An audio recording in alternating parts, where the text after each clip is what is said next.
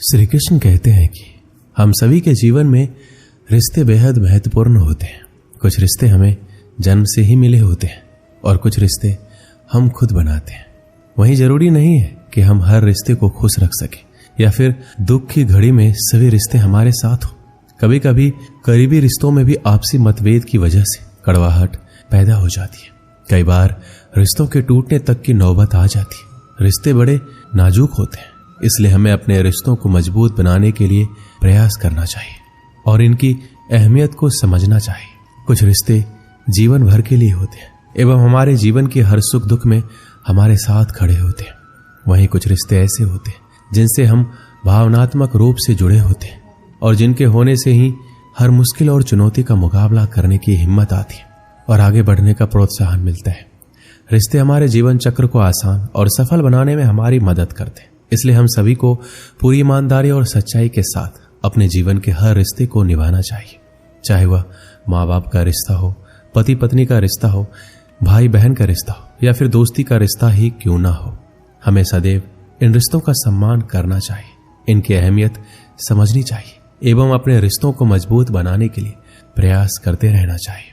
हम सभी हर रिश्ते से किसी न किसी तरीके से भावनात्मक तरीके से जुड़े होते हैं। वहीं कई बार रिश्तों में सही गलत की पहचान कर पाना भी मुश्किल होता है।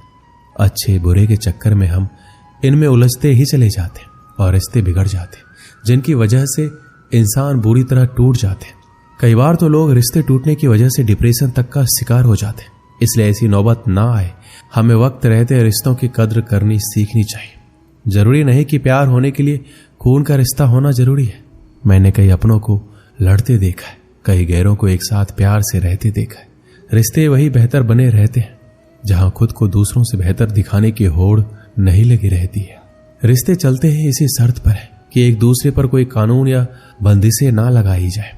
रिश्तों में मतभेद तो होते रहते हैं, पर रिश्ते वहां टूट जाते हैं जहां मनभेद हो जाते हैं। जो बुरे वक्त में मददगार नहीं बन सकते वो सच्चे रिश्तेदार कभी नहीं बन सकते। रिश्तों के बीच दूरी इसलिए बढ़ जाती है क्योंकि उनके पास नजदीक आने का वक्त ही नहीं होता। जरूरी नहीं कि रिश्ते निभाने के लिए अक्सर मिले, पर इतनी नजदीकियां जरूर बनाए रखना कि वापस मिलने का अवसर मिले। रिश्तों का हाल मौसम जैसा हो गया है, अपनी जरूरतों के हिसाब से बदलते रहते। रिश्तों में तकरार होती ही रहती है, पर उसकी वजह से रिश्तों में दरार नहीं आनी चाहिए। जब बुरा वक्त आता है तब पता चलता है कि कितने रिश्तेदार हैं और कितने सिर्फ जानने वाले। तस्वीर तो झूठ है जिसमें सब साथ खड़े अपने लगते हैं, पर अपने कितने हैं ये हकीकत बताती है। रिश्तों के ताड़ जोड़े रखना चाहते हो तो फोन पर कम और सामने आकर ज्यादा बात किया करो। रिश्तों की अहमियत को कभी पैसों के तराजू से मत तौलना। इस गलती की कई लोग बहुत भारी रकम चुका चुके हैं। फर्क होता है सच्चे रिश्तेदारों और जानने वालों के मिलने में। अपने प्यार से मिलते हैं और जानने वाले मतलब से मिलते हैं।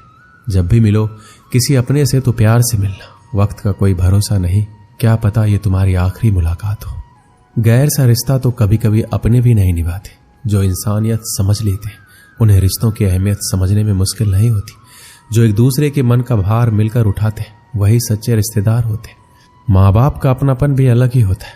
वो अपने बच्चों के बारे में सोचते सोचते अपने बारे में सोचना ही छोड़ देते। अगर हर व्यक्ति अपना व्यवहार सही कर ले तो काफी कम होगा कि उसे रिश्तेदार गले लगा ले। रिश्तों का अर्थ है दो व्यक्ति जो एक दूसरे की मदद करें, ना कि अपना मतलब निकाल कर मतलबी बन जाए। घर पैसों से चलता है पर एक कुल रिश्तों से चलता है। हर बार साबित करने की कोशिश में आप कुछ साबित नहीं कर पाएंगे।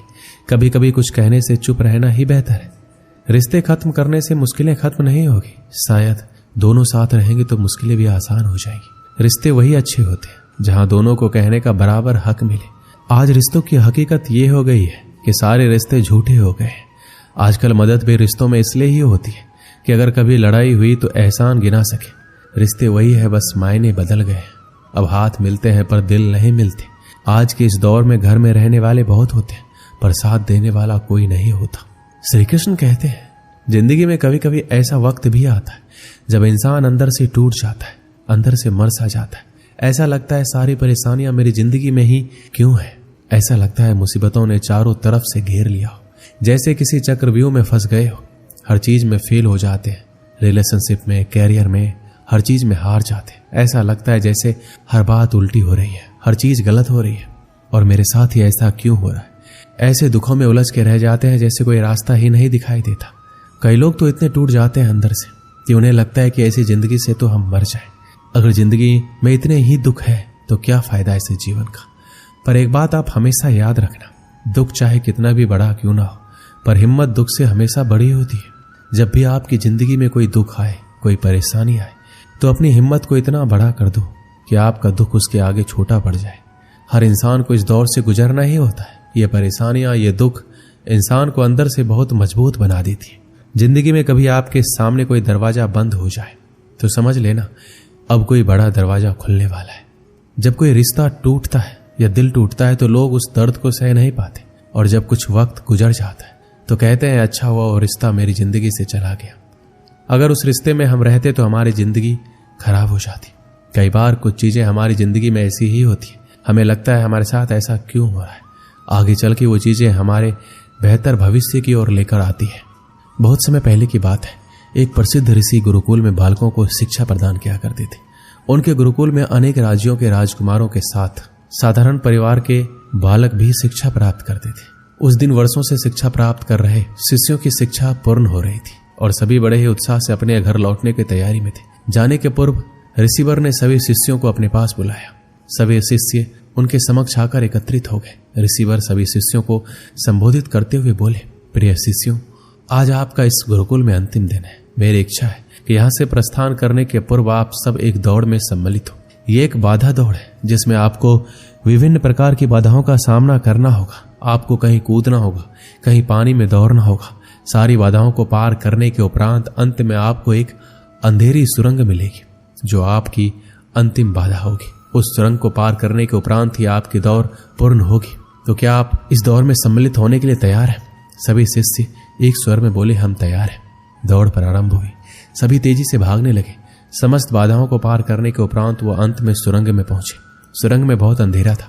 जब शिष्यों ने सुरंग में भागना प्रारंभ किया तो पाया कि उसमें जगह जगह नुकीले पत्थर पड़े हुए हैं।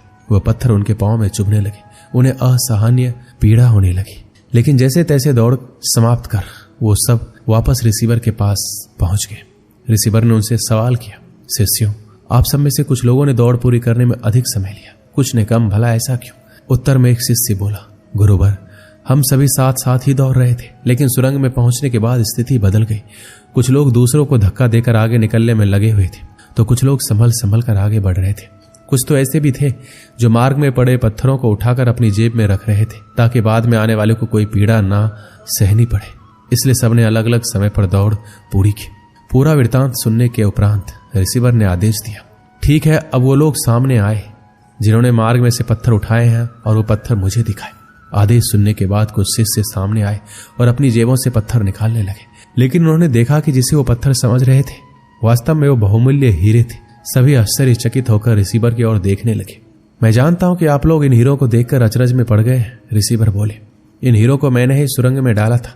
ये हीरे उन शिष्यों को मेरा पुरस्कार है जिन्होंने दूसरों के बारे में सोचा।